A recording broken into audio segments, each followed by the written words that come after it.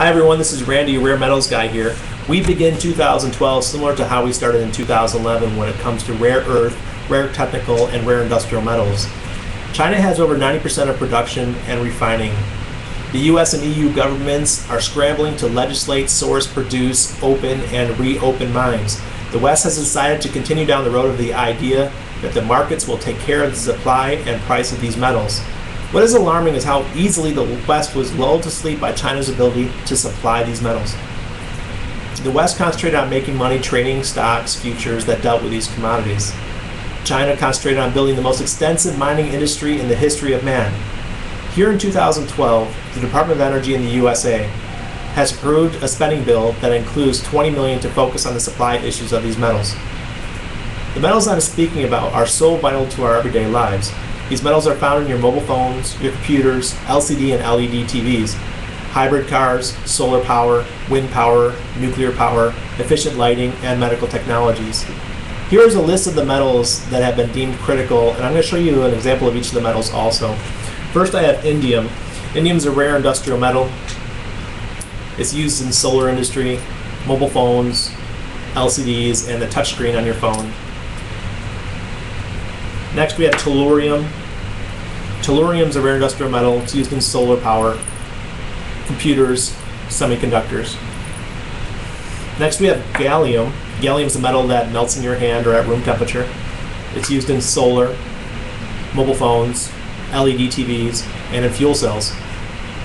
Next we have hafnium. Hafnium is used in your computer processors. I don't know if you ever heard the term Hafnium Valley to replace Silicon Valley.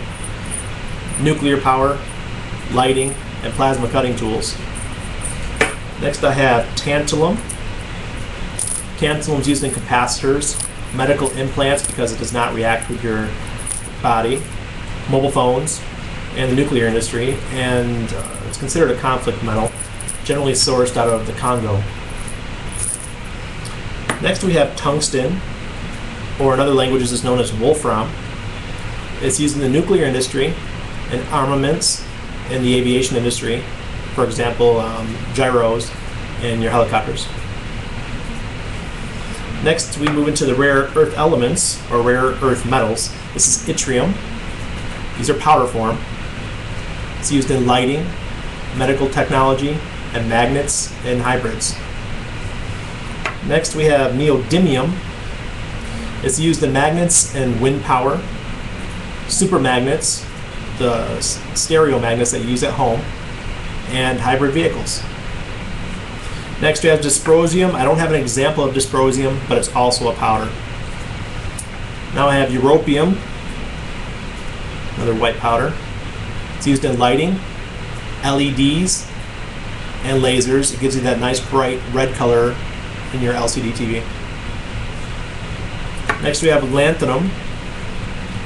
It's a rare earth element. It's used in hybrid vehicles, magnets, and in optics. And last but not least, I have cerium. Cerium is used in LEDs, your catalytic converters in your vehicle, and magnets.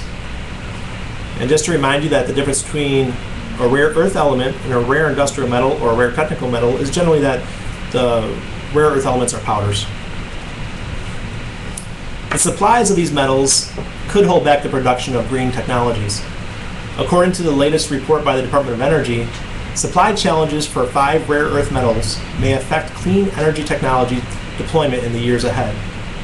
If green technology is to become mainstream, the cost of these technologies have to reach cost parity with traditional energy sources. As long as there are serious supply issues with these technologies and metals, the cost can't reach these levels. The other option is finding alternatives like graphene and nanotechnologies. The US and EU need supply chains of the metals that include both mining and refining of these metals. Relying on sovereign states for critical metals such as these leave a nation vulnerable to outside influence in both politics and in economics. Environmentalists have succeeded in influencing politicians to close mines throughout the West.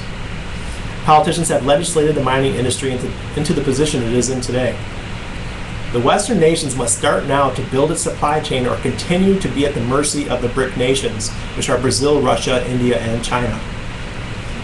The best the West can do now is provide enough metals to meet its own demands. China has reached a point where it can now demand that certain industries produce their products there. If a company decides to try and produce the metal or produce the products in another country, China will make them producing that item cost prohibitive outside of China by raising the prices of these metals. The demand for the products these metals are used to produce are showing few signs of slowing down, even in the so-called recession. Governments are subsidizing green technology, people are buying mobile phones across the planet, and everybody wants a nice flat screen TV in their house. Will 2012 pass without countries truly taking this opportunity to fix the problem, or will they step up and make the hard decisions which can put the countries back in control of their own destiny? Feel free to contact me or contact the guys at Swiss Metal Assets, and I look forward to hearing from you. Have a great